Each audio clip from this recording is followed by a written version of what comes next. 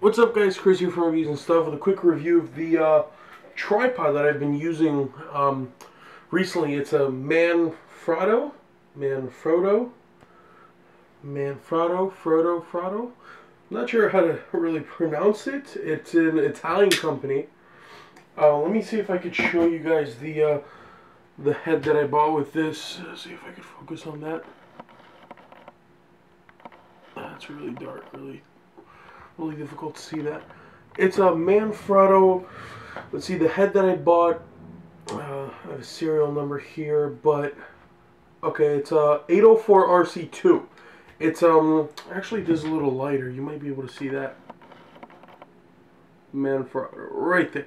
So now I bought this at B&H. It's a New York superstore that ships over the world. You can check them out at bhphotovideo.com. And I bought the head and the tripod. It's a tripod, 3 legs, and the reason why I bought this one is because it supports a good amount of weight. If I use the battery grip, if I want to use a microphone on there, it'll support that. And I paid about $200 for this tripod.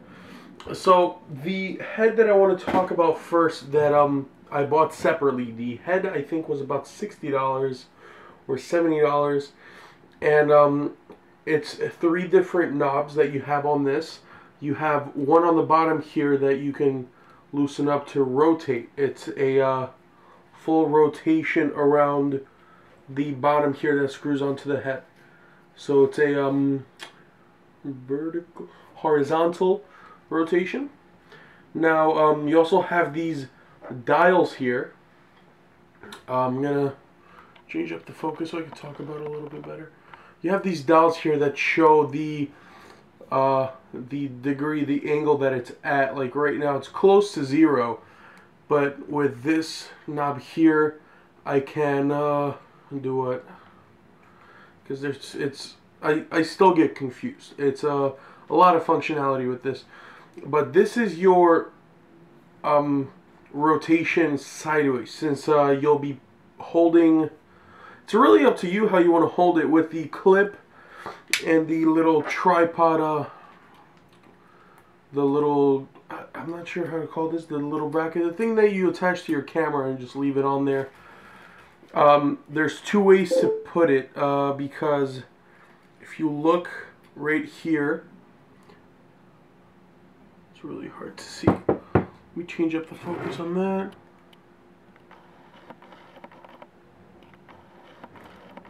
Okay, well it says lens 1.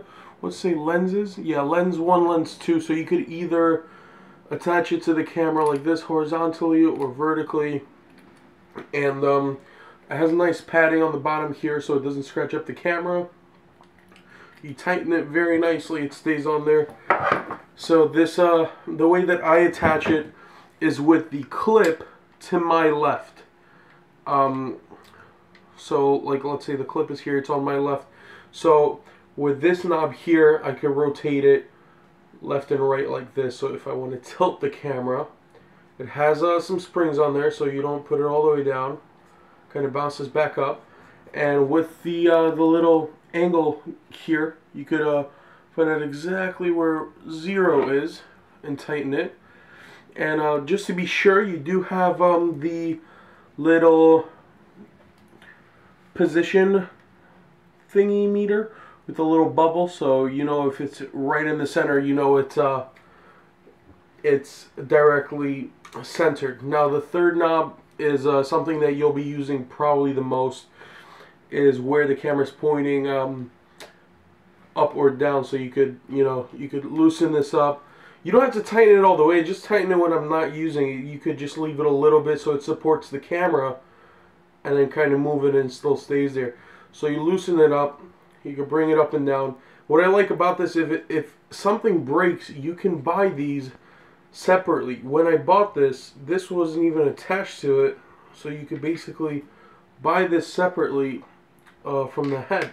Since the head is I mean, it's expensive for me. You know, you go to Staples, you see tripods for like $20-$30, and I paid $200 for this one. So this is a pretty high price for a tripod. I mean, it's a starter tripod for me because it's the first thing that one of the first things that I actually purchased for the camera. So very easy to clip. The way that I put the clip on is with the camera. You know, you put it on there, and if the clip is positioned right, you have this little safety button here that you press down and you lift this little lock, and it locks in there. So when you're ready to use the tripod, you just pop in your camera and it locks in there. Let me try that again. And then to take it out, you have to put down the safety, and then you unlock it, and then the camera's out. So once it's locked, you pop in the camera like this from one angle, and then you push the camera down, and it locks just like that. And now, while the camera is down, I'm gonna just focus on myself because I'm moving it around a lot. While the camera is on the tripod, you just hit your thumb onto the safety, and you use your finger to unlock it, and then your camera's free. Now it doesn't break up, it doesn't pop up, the camera still stays there, but you could freely lift it up. Now the tripod itself is something that I actually asked for specifically. It has some nice logos on there. It's not going to focus on that, but you have the orange logo with the little tripod on there, and you know, it has that screw in there for the head. So I'm just going to screw that on there right now and show you the features of the actual tripod of the legs. Now you could open it up to the first setting, and then to open it more, you have to press this button here. You push it on, you push it down, you can lift it, and the good thing is you could lift it up to a full 90-degree angle, and you could lift all of the legs up to this angle, and it locks so it doesn't open up, but when you're ready to close it, you just push it down. You could hear it clicking through the different settings. Now you might be wondering, if it goes down 90 degrees, what happens to this this little thing here? Well, you have another little handle here that you could unlock, and the good thing about this is if you want to get the camera really, really low, and now that I'm using the 5100, the D5100 from Nikon, I will have the screen that shows up, and now you can lift this, and you're saying, well, the camera's not all the way down. And then there's this little button on the bottom here, of basically the bottom of this this fourth leg here, that you push to get through the head. It's still locked in there, but now you could rotate it like this and get it through the other way. So now the head is still at the top, but there's nothing in the bottom that's blocking the tripod from opening up all the way.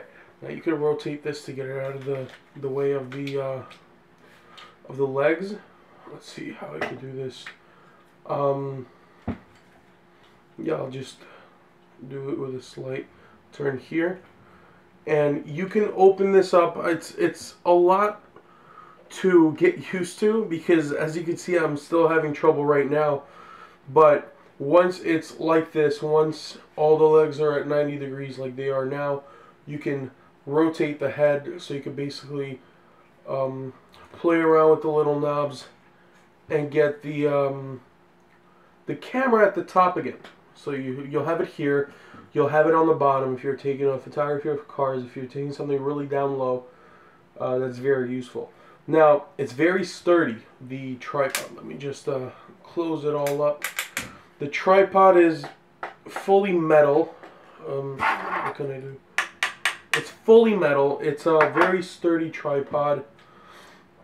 Still haven't had any trouble with it as of sturdiness. Except for if you do rotate the camera's a little heavy. Sometimes it can lose its balance, so you'll have to hold on to it. But that's just, it just really depends on what you have on your camera. The tripod on the bottom, it comes with this little key here that you can tighten the locks on the bottom for the different for the different levels of expanding of bringing the tripod up. So it's not a rotation, it's a click, so you know you won't accidentally turn it, you won't do anything like that. So you click it down when you take it out, and you have a third level of the final bottom one. So it's a very long tripod. I'll put the actual dimensions in the description down below, so if you want to know exactly how tall it is, because it does exceed quite a lot, because it has the 3 legs, it has the middle that you can bring all the way up. So I love the tripod. I think it's a very good purchase for me for what I do. Very sturdy, especially in the car photography that I do. If I want to get down low and I don't want to get on the ground myself, I can have the camera down there and not worry about that. So that'll be down below, and I have the little button, and I'm pretty sure I'll have a lot more videos of what I do when I shoot a car or something like that. But thanks for watching. If you like this tripod, if you like the head and the actual tripod combo, I'll put the link in the description to the B&H product, and you could get it yourself. If you live in New York City, it's very easy to get to B&H. It's a huge store. I really recommend if you want to start with photography. They're really helpful over there. If you want to get some lenses, great quality, you know, perfect quality. And that's it. I'm going to conclude my video here. If you like this tripod, if you like the video, if you like the review, hit that like button, comment down below, tell me what you think, and be sure to subscribe to the channel. I'll talk to you guys later. Peace out.